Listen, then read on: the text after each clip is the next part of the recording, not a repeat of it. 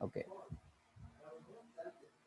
So this is the second lectures of chapter number 8 gravitations, right. आज के lectures के अंदर हम मेन दो कॉन्सेप्ट सीखेंगे, ग्रेविटेशनल लॉ एंड इसका कांस्टेंट, यानी कि जो कैपिटल जी आता है, राइट। और थोड़ा सा वेक्टर फॉर्म सीख लेंगे, वेक्टर फॉर्म की थ्योरी साइड ट्राई करूंगा खत्म करके। नेक्स्ट लेक्चर में हम वेक्टर के न्यूमेरिकल्स ले लेंगे, राइट। वैसे आज का जो सेशन है उसमें ऑलमोस्ट 50% चीज ऐसी है जो ऑलरेडी आपको पता होगी, जैसे कि तो वो चीज मैं आपको लिख के नहीं, डायरेक्टली स्क्रीन के अंदर कॉपी पेस्ट करके स्लाइड शो करके समझा दूंगा, जस्ट बिकॉज आपका टाइम वेस्ट ना हो। बाकी का जो न्यूमेरिकल्स है और एक्स्ट्रा जी नीट के क्वेश्चन है वो मैं आपको राइट डाउन करके लिख के आपको एक्सप्लेन करूंगा, जिससे एटलीस्ट टाइम सेव हो और आपका प्रॉपर वर्क हो। तो पहली चीज तो ग्रेविटेशनल फोर्स है क्या। वैसे कि लास्ट लेक्चर्स में हमने बहुत डिटेल्स के अंदर सीख लिए, gravitational force is the one type of the attraction force between the two bodies, right, due to its mass. दो body due to its mass, दो मास के बीच में जो फोर्स लग रहा है, it is the force of attraction between the two bodies due to their mass. दो masses के बीच में जो फोर्स लग रहा है, अट्रैक्शन फोर्स, उसको हम ग्रेविटेशनल फोर्स बोलते हैं, राइट। चाहे वो कोई भी मास हो सकता है, अर्थ, प्लैनेट, कोई छोटी से छोटी चीज भी हो सकती है जिसके पास खुद का मास है, राइट। लाइक एग्जांपल फॉर ये दो बॉडी एक साथ नीचे गिर रही है, लुक, एक साथ वो नीचे गिर रहे हैं। कोई बता सकता है इसके अंदर कौन सी क्वांटिटी सेम होगी दो बॉडी के लिए? Can anyone try the answer? Gravitation. Gravitational force same होगा, सही है, पक्का? नहीं है, एक्चुअली ग्रेविटेशनल फोर्स सेम होता ही नहीं है। अदरवाइज यदि ग्रेविटेशनल फोर्स सेम होता, इमेजिनेशन करो बच्चों, ग्रेविटेशनल फोर्स का फॉर्मूला क्या था? ग्रेविटेशनल फोर्स का फॉर्मूला क्या था? F is equals to capital G m1 m2 upon r square, दो बॉडी के मास का प्रोडक्ट। तो क्या ये दो बॉडी जो नीचे गिर रही है उसके मास सेम है? Hello, no sir. आपके माइंड में ये चीज है कि दो बॉडी नीचे जा रही है सेम स्पीड से, एक साथ नीचे जा रही है। हमारे माइंड में, मेरे माइंड में भी वही था जब मुझे ये पता नहीं था, जब मैं 11 यानी कि लोअर सेंटर में था भाई, दोनों ऑब्जेक्ट के ऊपर। क्योंकि काफी बार आपने ये सुना होगा कि आप नीचे गिरो या दूसरा कोई हेवी व्यक्ति, हेवी बॉडी नीचे गिरे या छोटी चीज एक साथ नीचे जा रही है, तो हमारे माइंड ने ये कैचअप कर लिया कि दोनों के ऊपर सेम फोर्स लगा रहा है अर्थ। लेकिन एक्चुअली दोनों के ऊपर फोर्स सेम नहीं लगा रहा है। बता सकते हैं कुछ दूसरी क्वांटिटी जो कांस्टेंट होती है उसके? Hello, gravitational very good, acceleration. Gravitational acceleration constant होता है, नहीं कि फोर्स। अब कॉमन लॉजिक है, देखो मैं आपको बताऊं, समझ लो कि जो बड़ी बॉडी है उसका मास है 10 किलोग्राम, अर्थ का हम टेम्पररी 6400 किलोग्राम, वैसे इतना नहीं होता, बहुत ज्यादा होता है, लेकिन टेम्पररी कुछ भी 1000 ले लेते हैं, ओके, 1000 ग्राम किलोग्राम ले लेते, इसका 10 किलोग्राम है। अब समझ लो ये जो छोटी बॉडी उसका 2 किलोग्राम है। तो कॉमन लॉजिक है, ये दोनों के लिए मैं ग्रेविटेशनल फोर्स का फॉर्मूला लगाऊंगा,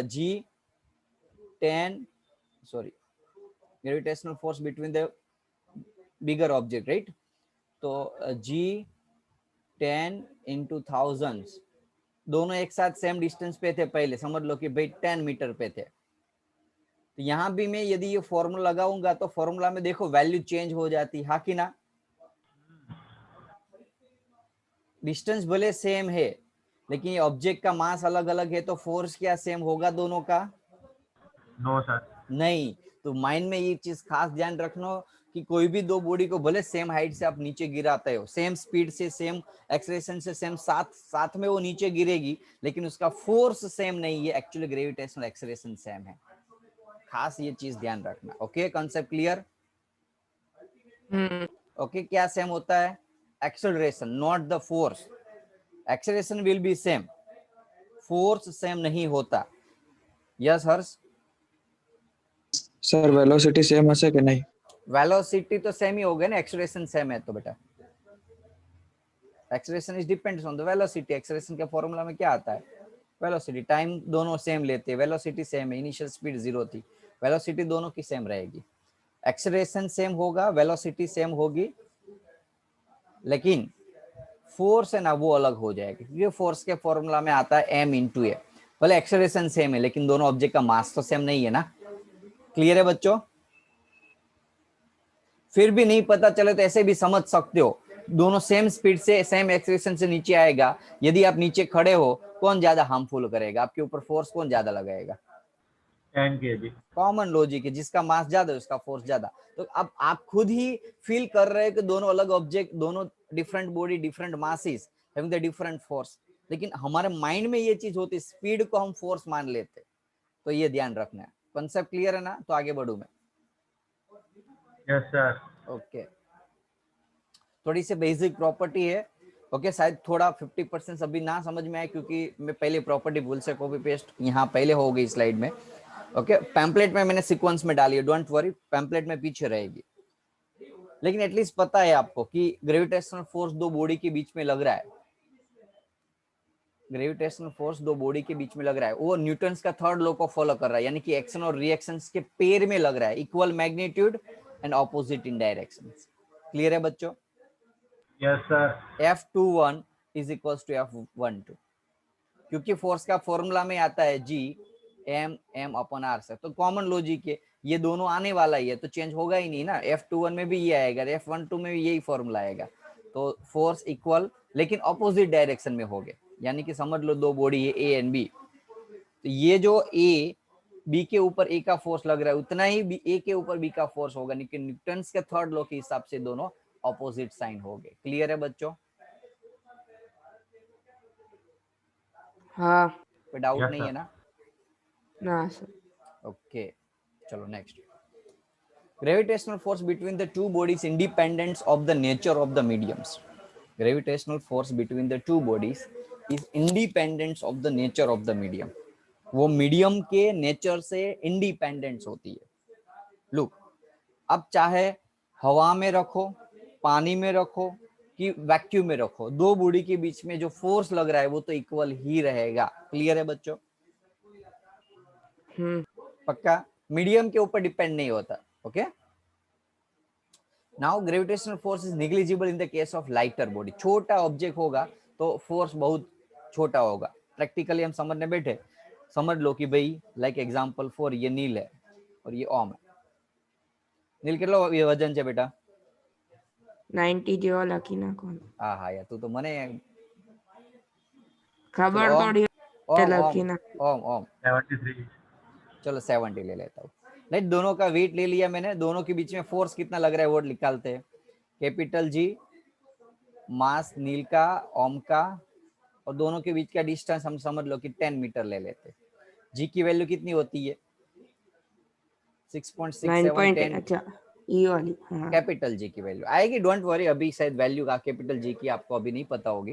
वैसे 9th में आ गया है, ऐसा नहीं है कि नहीं पता होगी, लेकिन यदि 9th में नहीं पढ़े तो अभी पढ़ लोगे। तो ये सोल्व करोगे ना, एटलीस्ट आप 0 0 हटा दो, सोल्व करोगे तो एटलीस्ट वैल्यू 10⁻⁻8 तो आएगी, कुछ भी कर लो आप, हाँ कि ना? 10⁻⁻8 चाहे चाहे आगे भले ना कुछ भी वैल्यू हो, समझ लो कि भाई 5 है, लेकिन 5 into 10⁻⁸ का मीनिंग 0.00000055, ऑलमोस्ट नियर अबाउट 0, हाँ कि ना?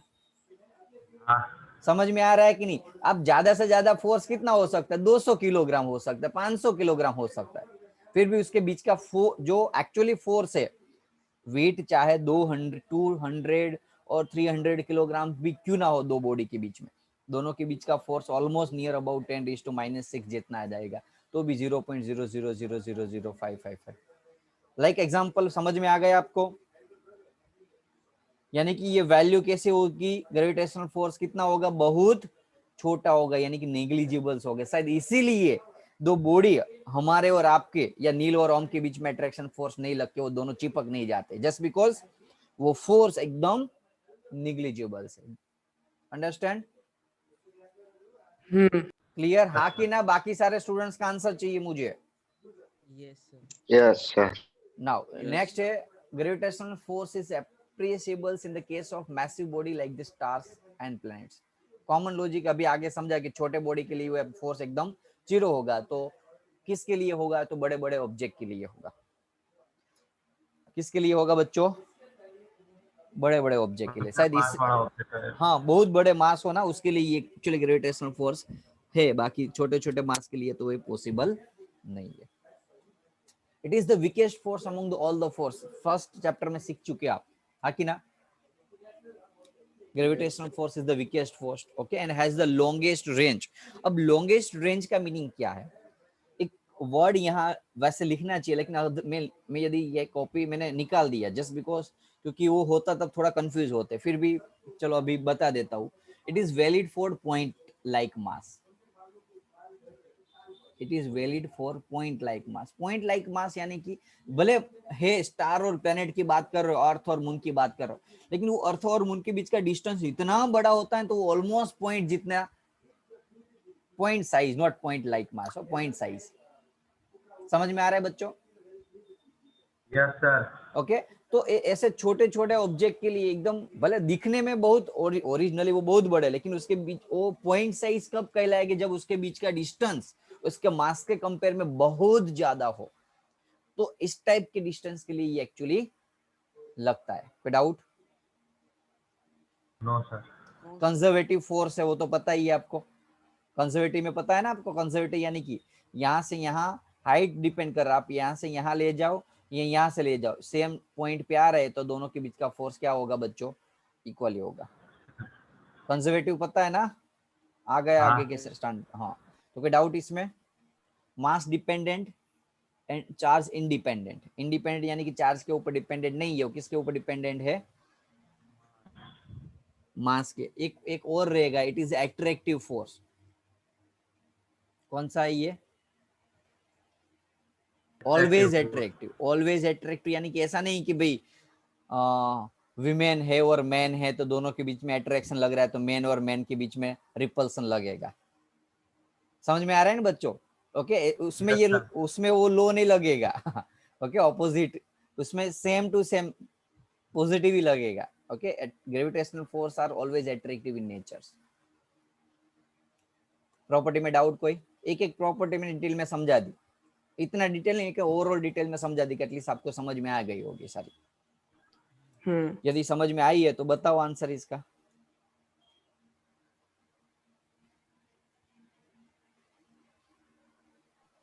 A option. A. Force of attraction between Earth and the body. बताओ। Weakest of Weakest of all forces. all of the above. All of the Of the देखो, above. जल्दी नहीं कर the exam के अंदर, इतना ओवर कॉन्फिडेंस में नहीं आ जाना कि भाई पहला देखा सच्चा लगा।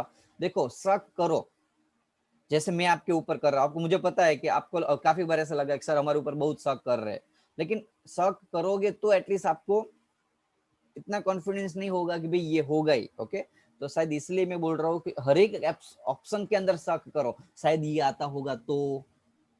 क्लियर? हेलो? ओके, हाँ सर। चलो।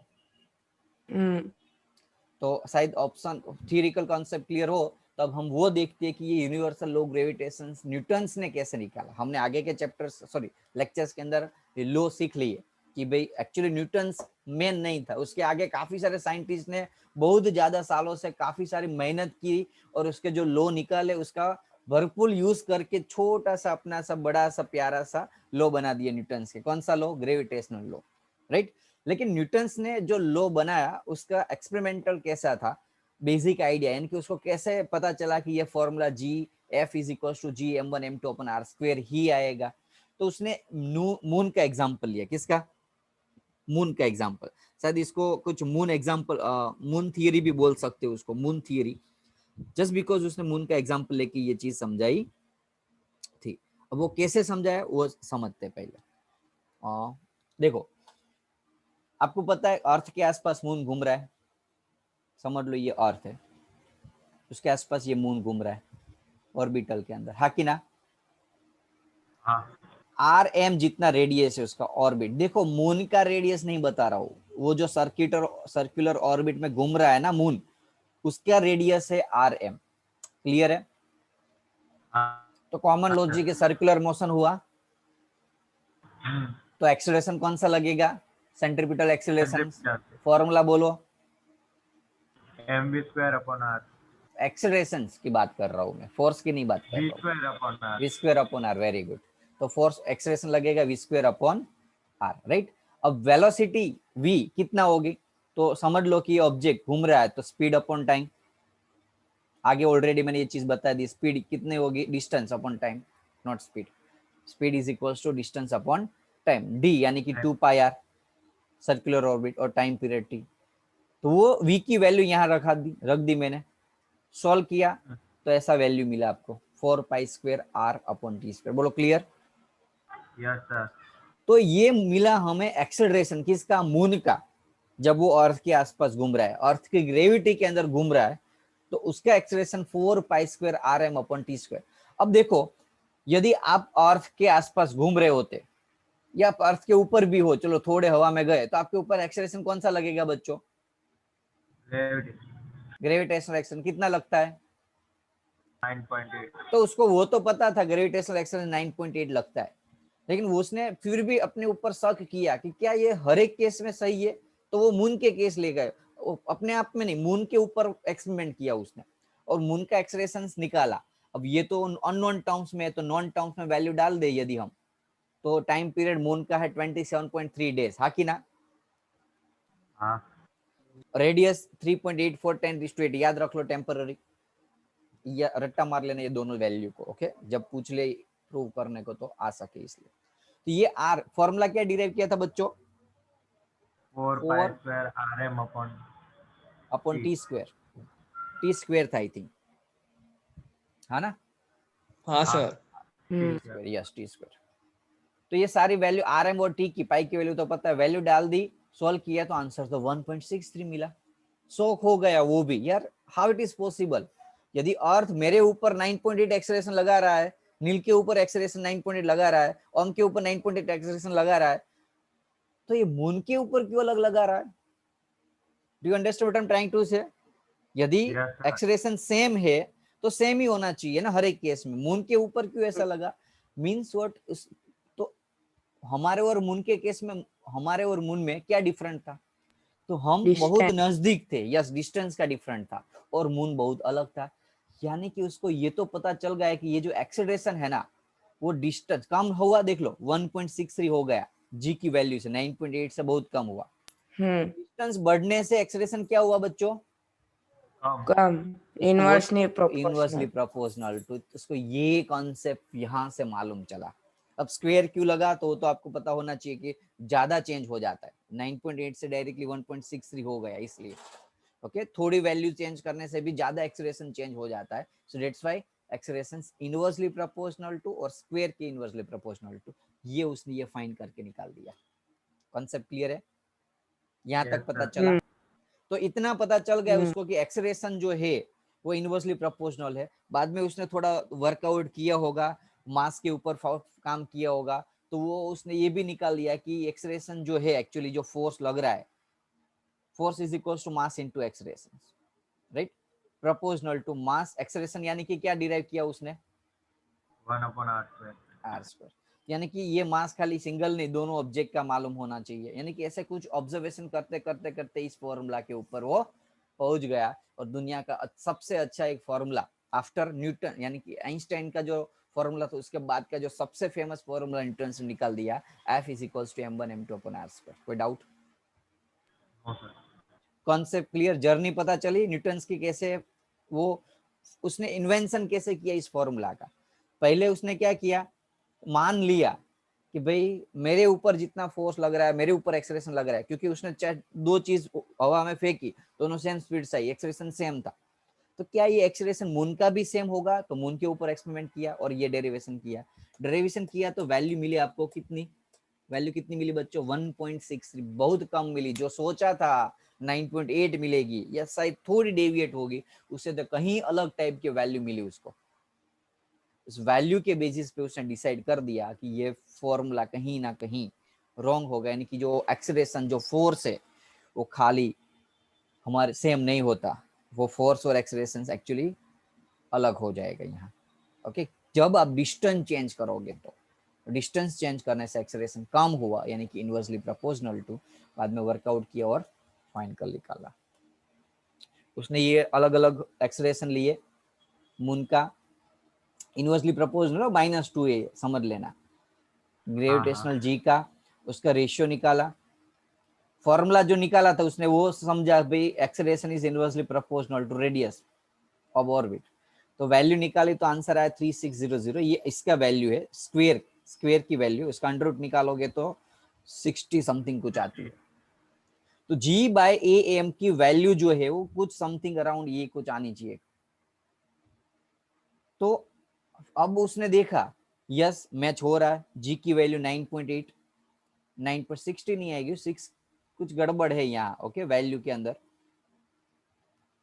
आई एम नॉट 100% श्योर, क्योंकि ये मैं देखना भूल गया, कैलकुलेशन नहीं किया, लेकिन अब जब कैलकुलेशन कर रहा हूँ तब ये 60 और ए अपॉन सॉरी जी अपॉन ए क्या डिविजन किया 9.8 अपॉन 1.6, तो समथिंग अराउंड 6 आ रही है।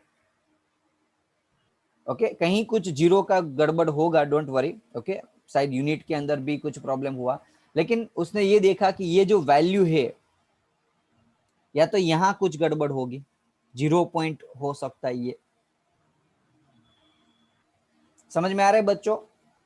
हाँ okay value I am not sure 100% कि कहाँ भूल है वैल्यू के अंदर, वो मैं चेक कर लूंगा बाद में, लेकिन उसने किया तब वो मैच हो गया कि एक्चुअली जो ग्रेविटेशनल एक्सेलरेशन और अर्थ का एक्सेलरेशन था उसका रेशियो निकाला तो हाँ सही मिला ये, यानी कि ये फॉर्मूला हर एक केस में मैच हो गया और बाद में डिराइव कर लिया A proportional to R square. Newton's assumed that this force change inversely as a square of the distance and calculate the ratio of acceleration due to the gravity of earth and moon। दोनों का ratio निकाल के उसने scientifically और experimentally और mathematically prove करके बना दिया ये फॉर्मूला। कौन सा वाला? m1 m2 upon R square. कोई डाउट बच्चों? No sir. Sir No. हाँ बोलो, सेकंड पॉइंट से रिपीट करो ना कर। कौन सा पॉइंट? सेकंड यानी कि जी ये प्रोपोर्शनल टू आर। ये आगे जो हमने डिराइव किया ना वही चीज है बेटा कि acceleration is inversely proportional to R square. अब दो केस लिए उसने, कौन से एक तो मून के लिए निकाला और ग्रेविटेशन का निकाला, बाद में रेशियो निकाल दिया इसने। A M inversely proportional to R M, A G inversely proportional to R G. समझ में आया? रेशियो निकाला है ए एम। ओके उसने उल्टा निकाला, ये नीचे रखा है। समझ में आया? इसको पहले रखा उसको बाद में रखा है, तो रेशियो निकाला तो क्या मिला? ए जी upon A M. A G यानी कि one type of G. Okay is equals to value कुछ ऐसे आएगी रेशियो लोगे तो। ओके अब जी और इसका रेशियो निकालो और आंसर उसको एक्सपेरिमेंटली कुछ ऐसा कुछ मिला था, और जी और ए एम की जो प्रैक्टिकल वैल्यू थी ओके जिसकी समथिंग 1.6 और इसके 9.8, तो उसका रेशियो निकाला तो भी कुछ ये 3600 नहीं, इसका स्क्वायर का रेशियो था कुछ आंसर 60 जैसा कुछ आता था या 6 आता होगा, और यहाँ आंसर आया 6। तो दोनों आंसर इसका रेशियो और इसका रेशियो दोनों का रेशियो सेम मिला, यानी कि एक्सपेरिमेंटली वो भी अलग दो केस लेके उसने प्रूव कर दिखाला कि एक्चुअली सच में ये जो एक्सेलरेशन है वो रेडियस ऑफ ऑर्बिट से क्या है? इनवर्सली प्रोपोर्शनल है। क्लियर? ओके तो ऐसे टॉपिक शायद टेक्स्ट बुक में इस बार इस साल के कैंसिल था। ओके चलो यूनिवर्सल लॉ ऑफ ग्रेविटेशन बहुत इजी है, ऑलरेडी आपको पता है। दो मास है, दो m1 m2 दोनों के बीच में फोर्स लग रहा है। द फोर्स अट्रैक्टिव नेचर का है, डिस्टेंस r है। द फोर्स को हम ग्रेविटेशनल फोर्स बोलते हैं। फोर्स कितना होता है? तो directly proportional to m1 m2 inversely proportional to 1 upon r square. Combine किया m1 m2 upon r square, proportionality दूर करोगे तो कांस्टेंट लगेगा। स्टेटमेंट लिखना हो तो लिख सकते हो। 9th स्टैंडर्ड का सेम टू सेम पीपीटी मैंने आपको कॉपी पेस्ट कर दिया, देखो भैया पता है ना ये आपको। हाँ Okay, each and every particles attract the other particles having the mass is directly proportional to product of their mass, inversely proportional to square of the distance, directly proportional to product of the mass, inversely proportional to the square of the distance। दोनों का combine किया, मिल गया। 9th के अंदर आ गई चीज है। Okay proportionality दूर करो तो कांस्टेंट लगेगा जी, कोई डाउट इसमें? और जी को हम बोलेंगे ग्रेविटेशनल कांस्टेंट, जिसकी वैल्यू समथिंग 6.67 10⁻11 होती है। क्लियर ना? ये पीपीटी आपकी ऑलमोस्ट 9th का कॉन्सेप्ट है, इसलिए मैं अभी फटाफट समझा दिया आपको। हेलो हाँ यस सर। सर लो पता है ना universal law of gravitation? Yes. हाँ चलो सर। तो देखते हैं आंसर, बताओ फटाफट। चलो product of mass. Product of Very mass. Product of A masses. बताओ आंसर। सी C. Universal gravitational constant. Basic basic थे बस, जस्ट आपको जग जागते रहो ना, इसलिए एमसीक्यू डाले हुए। ओके, बाकी सभी को आते ही हो गए एमसीक्यू। बस वही चीज ग्रेविटेशनल कांस्टेंट जी का F is equal to G m1 m2 upon R square था, जी को मेन बना लो तो F r square upon m1 m2 होगा। क्लियर है? ग्रेविटेशनल एक्सेलरेशन हाँ जी को, सर। ओके, यदि हम m1 m2 1 ले, रेडियस 1 ले, तो g is equal to f हो जाएगा। ये 1 लिया, ये 1 लिया, तो g is equal to f होगा बच्चों। अच्छा, तो जब मुझे उसकी डेफिनेशन बनानी है, किसकी? यूनिवर्सल ग्रेविटेशनल कांस्टेंट की डेफिनेशन बनानी है, तो क्या बनाऊंगा? The force between the two mass, the force between the two object having the unit mass and unit radius. between the unit distance is called the Radius, gravitational constant. Distance बोल सकते, radius नहीं, ये r not doesn't mean radius, it's distance, ध्यान रखना। Okay, ये distance है। वो तो एक्चुअली क्या था, गोल गोल घूम रहा था, इसलिए वो लक बाई चांस वो डिस्टेंस और रेडियस सेम हो रहा था अर्थ एंड मून का। लेकिन समझ लो गोल नहीं घूम रहा है तो भी फोर्स तो लग ही रहा है ना, तो वो डिस्टेंस है। ओके, रेडियस नहीं है। कोई डाउट बच्चों? हाँ सर। इजी डेफिनेशन, रट्टा नहीं मारना है, खुद बनानी है। देखो क्या है, universal gravitational constant is numerically equal to the force of attraction between the two unit mass. Force of attraction between the two unit mass, force किसका? टू यूनिट मास का, प्लेस्ड एट यूनिट डिस्टेंस। देखो F is equals to G m1 m2, अरे sorry, m1 m2 upon r square. m की value 1, m1 की value 1, इसकी value 1, तो सब कुछ 1 1 1 1 कट हो जाएगा, तो F is equals to G। तो force between the two object, force between the two object having the unit mass 1 mass and the unit distance is called the gravitational constant. कोई doubt? पक्का ना? Force नहीं, gravitational constant की definition बता रहे थे। Force की डेफिनेशन भी वही है, लेकिन उसमें यूनिट नहीं आएगा। क्लियर ना? अब यूनिट क्या होगा उसका? तो फोर्स का न्यूटन, रेडियस का, सॉरी रेडियस नहीं, डिस्टेंस का मीटर, और मास 2 m/m2 है तो किलोग्राम। क्लियर है? MLT बताओ चलो फटाफट से, निकाल के खुद निकालो MLT। जिसको नहीं आता वो यहाँ ध्यान देंगे। MLT डायमेंशन फॉर्मूला, न्यूटन यानी कि फोर्स कितना होता है? देखो न्यूटन्स यानी कि फोर्स, फोर्स का नहीं जिसको पता है उसको मैं बता रहा हूँ, मास इनटू एक्सेलरेशन। मास का m1 और एक्सेलरेशन का होगा L1t-2। तो न्यूटन्स F का आया m1 L1t-2। अब r स्क्वायर यानी कि डिस्टेंस L2 अपॉन मास है m1 और m2 तो m स्क्वायर। सॉल्व करोगे m-1 L3t-2। कोई डाउट बच्चों? No sir. पक्का? जिसको नहीं आया वो यहाँ ध्यान दे, और आता है वो खुद निकाल देना। इजी ऑलरेडी एक बार बता चुका हूं मैं ये। CGS unit dyne centimetre gram. Okay, dimension उसका कैसे निकाला फिर भी एक बार नजर घुमा लो। चलो यार पता कहाँ था कि ये कॉपी हुआ होगा। चलो क्लियर? देख लो यस सर। जी की वैल्यू 6.67 10⁻⁻11। नजर घुमा लो MLT वैल्यू फॉर्मूला के ऊपर। डेरिवेशन में कुछ डाउट हो तो बताओ।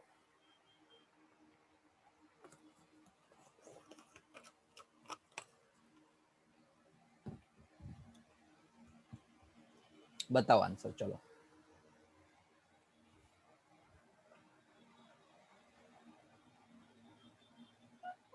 A option. Common logic, unit mass और यूनिट डिस्टेंस होना चाहिए। बताओ। C option. C. ए कहाँ से होगा? m से m-1 आता था। तो C सर। हाँ सी। क्लियर ना? बताओ। बी। देखो जिसका लेक्चर्स में ध्यान होगा ना उसको सारे आंसर आ जाएंगे। Okay B. बी। ओके ध्यान रखना, काफी बार क्या किया होगा पता है आपको, ये वैल्यू एज यूजुअल रखी होगी और पीछे डायन Unit सेंटीमीटर change कर कर दिया देते होगा। ओके, तो ऐसा एग्जाम में कंफ्यूजन ना हो तो ध्यान रखना एग्जाम में। यदि डायन सेंटीमीटर आए तो क्या करना है,